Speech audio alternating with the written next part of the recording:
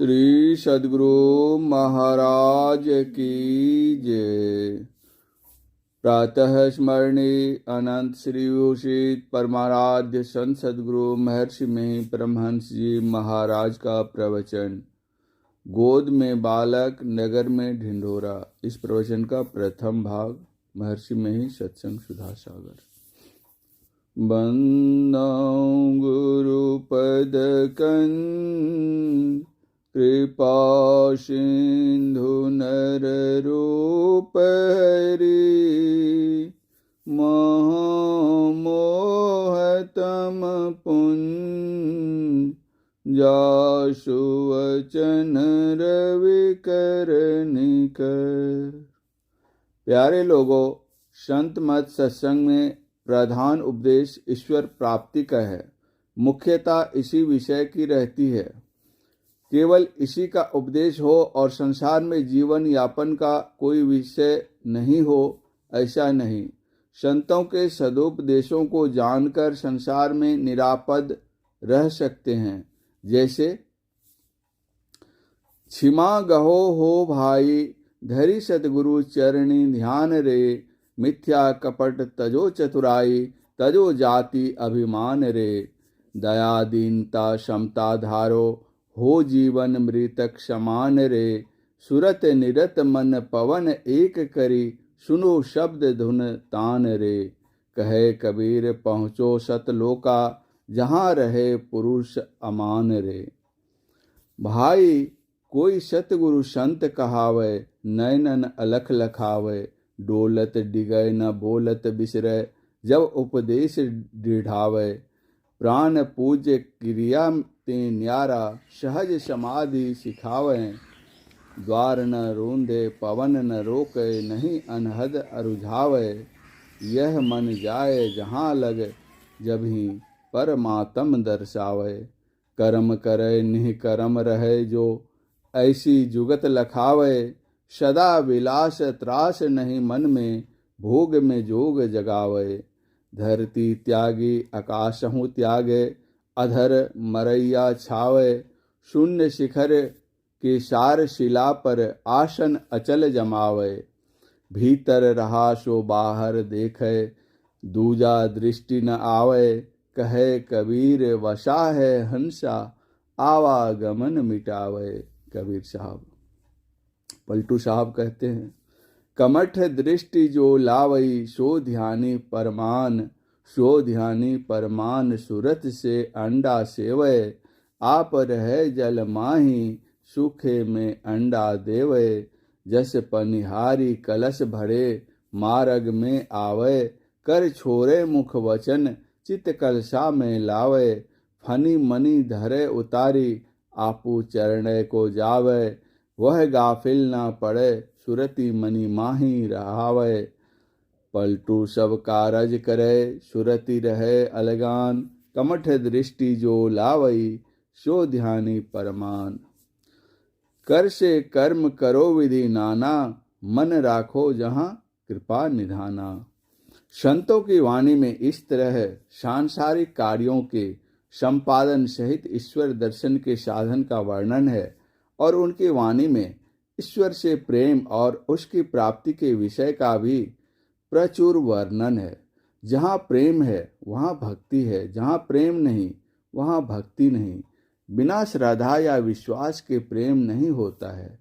ईश्वर की सत्ता और प्रभुताई जानने पर आपको ईश्वर में श्रद्धा होगी, प्रेम होगा और उसके प्रति भक्ति होगी। संतों ने कहा है, ईश्वर परमात्मा की स्थिति अवश्य है। इसको आप अंधविश्वास से मान लें। सत्संग का यह आग्रह नहीं है, बल्कि तर्क युक्त विचार से भी इसे मानिए। यदि वहाँ तक आपका विचार नहीं जाता है तो आप इसके लिए यत्न कीजिए। करते करते यत्न का अंत होगा, तब आपको मालूम होगा उसके परमात्मा की स्थिति है या नहीं। संतों के ग्रंथों में परमात्मा उस परम पदार्थ को माना गया है जो आदि अंत रहित स्वरूपतः असीम और अज है। आप पहले अज पर विचार लीजिए। अज का मतलब जो जन्म नहीं ले। जो जन्म लेता है उसका जन्म माता के पेट से भले नहीं हो, किंतु किसी तरह उत्पन्न होना भी एक प्रकार का जन्म है। अब विचारनी है कि ऐसा कुछ है कि नहीं जो किसी से उपजा नहीं, बना नहीं और बनाया गया नहीं। संसार के पदार्थों में विचार को दोहराइए तो मालूम होगा कि यह पदार्थ इससे जन्मा और वह पदार्थ उससे हुआ। इस प्रकार का ज्ञान आजकल भौतिक विज्ञान देगा। इससे विशेष दर्शन शास्त्र ज्ञान कराता है। दर्शन शास्त्र केवल विचार में समझाता है। आधि भौतिक विज्ञान प्रयोग द्वारा दिखा देता है। दर्शन जितना बोध करा देता है उन सबको आधि भौतिक विज्ञान प्रत्यक्ष नहीं करा सकता। आधि भौतिक विज्ञान के प्रत्यक्ष प्रयोग को हम इंद्रियों से देखते हैं। आधि भौतिक विज्ञान स्थूल इंद्रियों को प्रत्यक्ष कराता है। भले ही इस आंख से नहीं देखते हैं तो खुर्दबीन आदि लगाकर दिखाते हैं, किंतु आखिर आपको उसका ज्ञान इंद्रियों से ही होता है। दर्शन शास्त्र इससे आगे बतलाता है, मन को पकड़ने का यंत्र अभी तक नहीं निकला है, क्योंकि यह स्थूल इंद्रियों से ऊपर की चीज है। दर्शन शास्त्र सूक्ष्म भौतिक ज्ञान का बोध कराता है, फिर अभौतिक का भी बोध कराता है। दर्शन माइक और अमाइक दोनों का बोध कराता है, परंतु भौतिक विज्ञान स्थूल माइक तत्व तक रहता है। फिर भी कहा जाता है कि अभी यह अपूर्ण है, कब पूर्ण होगा ठिकाना नहीं। भौतिक विज्ञान के सहारे जो कोई ईश्वर को प्राप्त करना चाहते हैं वह असंभव को संभव करना चाहते हैं। भौतिक विज्ञान को स्थूल माइक पदार्थों की प्रत्यक्षता होती है। भौतिक विज्ञान से जो ऊपर है, जो अमाइक है, वह भौतिक ज्ञान से प्रत्यक्ष कैसे हो सकता है। यहाँ पर परमात्म तत्व है, यह अभौतिक है, निर्मायिक है। इसको भौतिक विज्ञान से कोई जान नहीं सकता। दर्शन शास्त्र कह सकता है कि उसकी स्थिति है। जैसे कहते हैं वह अनादि है, असीम है, अजन्मा है। संसार में एक पदार्थ दूसरे पदार्थ से तथा दूसरे तीसरे से उत्पन्न होते हैं। सांसारिक पदार्थों में ऐसा कोई पदार्थ नहीं जो सदा से है ही है, कभी जन्म नहीं लिया है। स्थूल इंद्रियों के ज्ञान में जो है उसमें अज कुछ भी नहीं है। माया का अर्थ छल है। इंद्रिय गोचर निश्चल पदार्थ तो कुछ है ही नहीं है। सांसारिक पदार्थ रहता है और नहीं भी रहता है। गंगा जी की धारा यहाँ थी, अब नहीं है। गंगा जी यहाँ नहीं थी, अब है, और प्रलय होने पर फिर नहीं रहेगी। संसार के जितने पदार्थ हैं सब होते हैं, विनष्ट हैं। इसलिए सांसारिक पदार्थ कोई अज नहीं है।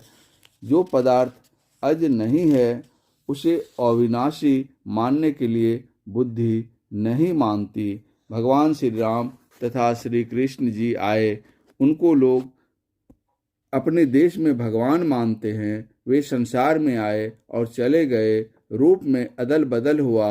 वाल्मीकि रामायण में है, श्री राम बहुत लोगों के साथ सरयू नदी के जल में गए, सब की देह छूट गई और श्री राम की देह छूटी तो नहीं, देह बदल गया।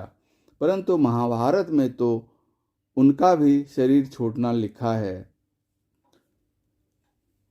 राम दाशरथी चैव मृतंग सुजन्य शुश्रूम यौवन कंपत वे नित्यं प्रजा पुत्राणि और शांति पर्व राजधर्म अध्याय 29।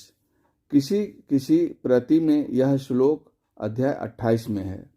पुनः रामं दाशरथी चैव मृतंग सुजन्य शुश्रूम यंग प्रजा अन्व मोदतं पिता पुत्राणि वैरसान द्रोण पर्व। दशरथ जी के पुत्र रामचंद्र जी को देह छोड़ने वाला सुनते हैं। महाभुज वाले रामचंद्र जी ने 11,000 वर्ष पर्यंत राज्य किया। वह भी तुझ सृंजय पिता पुत्र से अधिक पुण्यात्मा दानी प्रतापी होकर इस अनित्य शरीर को त्याग गए। फिर तू पुत्र शोक व्यर्थ करता है। श्री राम जिस समय जन्म के लिए चतुर्भुजी रूप थे, माता बोली बालक रूप बनिए, तो भगवान श्री राम उस रूप को छोड़कर बालक रूप में आ गए। श्री कृष्ण के लिए तो लिखा है, उनका शरीर छूटा, ततः शरीरे रामस्य वासुदेवस्य चौव्यो अन्विष्य दाहयामास पुरुष राप्त काररिभि। महाभारत मुसल पर्व अध्याय 7। यह स मेघ वपो श्री मानविहृत्य पंकजलोचनः स कृष्णः सह रामेण त्यक्त्वा देहं दिवंगतः। महाभारत मुसल पर्व अध्याय 9। जिसका दाह अर्जुन ने किया। भागवत में लिखा है, जैसे कोई एक कांटे से दूसरे कांटे को निकालकर फिर दोनों को फेंक देते हैं, उसी प्रकार भगवान श्री कृष्ण ने दुष्ट के विनाश के लिए जो नर शरीर धारण किया था, उससे दुष्टों का विनाश कर अपना उस नर शरीर को छोड़ दिया। अर्थात भगवान कृष्ण ने लोक दृष्टि में जिस यादव शरीर से पृथ्वी का भार उतारा था, उसका वैसे ही परित्याग कर दिया, जैसे कोई कांटे से कांटा निकालकर फिर दोनों को फेंक दें। भगवान की दृष्टि में दोनों ही समान हैं। जैसे वे नट के समान मत्स्य आदि रूप धारण करते हैं और उनका त्याग कर देते हैं, वैसे ही उन्होंने जिस यादव शरीर से पृथ्वी का भार दूर किया था, उसी का त्याग कर दिया। इस प्रवचन का शेष भाग अगले प्रवचन पाठ में। श्री सद्गुरु महाराज की जय।